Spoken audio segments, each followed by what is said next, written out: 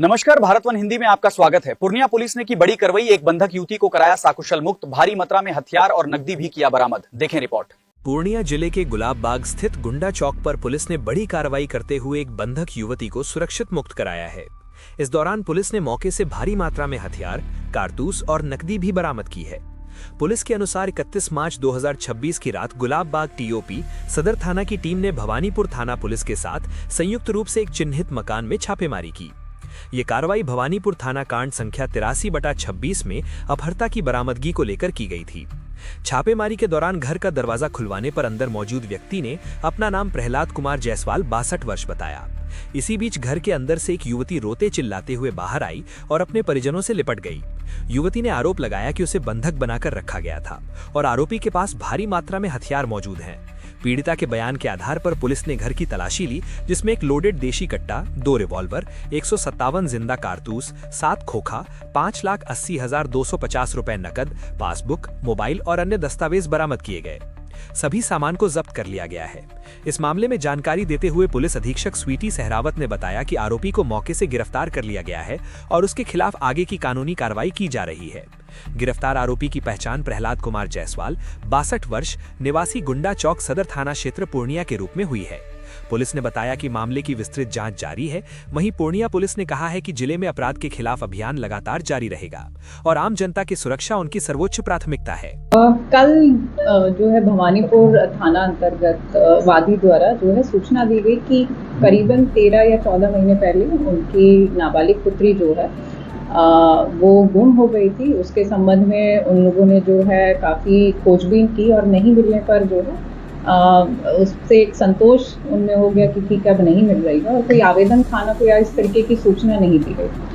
उन लोगों को कल जो है 1-2 दिन पहले पता चला कि उनकी बेटी को गुलाब बाग में देखा गया है, तो उन्होंने भवानीपुर में एक लिखित आवेदन दिया कि इस तरीके के घर में उनकी बच्ची को देखा गया है, उनको सूचना मिली है।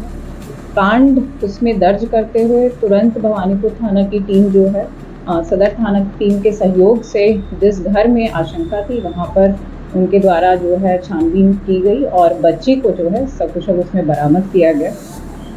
घर में छानबीन के क्रम में और बच्ची से पूछताछ के क्रम में उसने बताया कि लगभग 13-14 महीने पहले भवानीपुर में ही किसी लड़की के साथ जो है वो चली गई थी और उस लड़के के द्वारा जो है सदर थाना में गुलाब बाग में प्रहलाद कुमार जायसवाल हैं, इनको कुछ पैसों के एवज में उनको बेच दिया गया था और ये पिछले कई महीनों से लड़की को अपने घर में रखे हुए थे, उनको बाहर नहीं निकलने देते थे।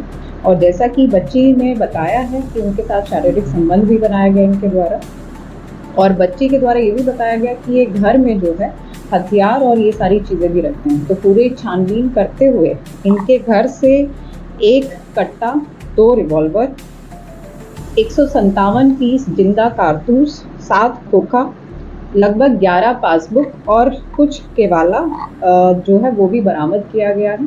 पासबुक और केवाला के संबंध में हम लोग प्रॉपर जांच करते हुए उसमें आगे की कार्रवाई की जाएगी।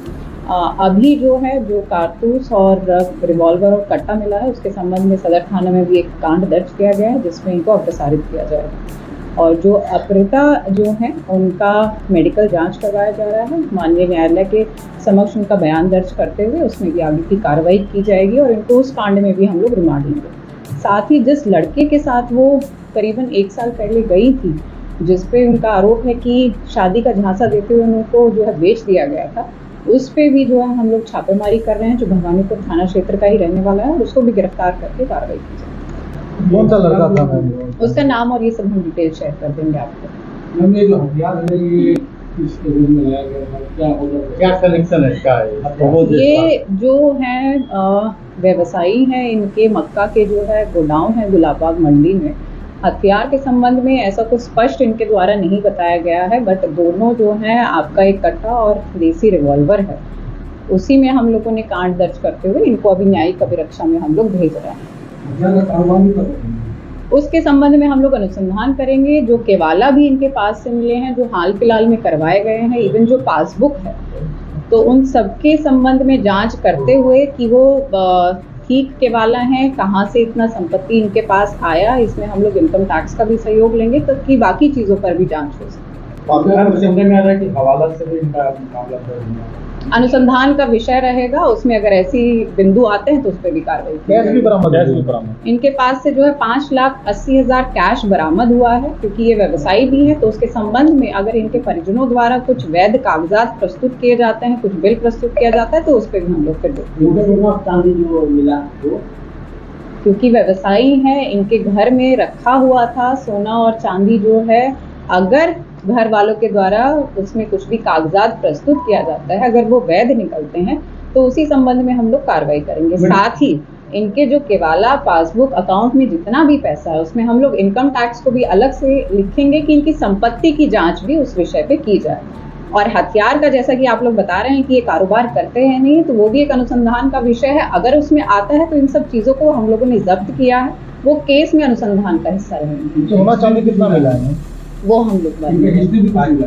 अभी तक इनके ऊपर ऐसा कुछ आपराधिक इतिहास नहीं मिला है। आगे की खबरों के लिए बने रहिए भारत वन हिंदी के साथ। हम आपके लिए लाएंगे देश और दुनिया की हर बड़ी और मुख्य खबर सिर्फ भारत वन हिंदी पर।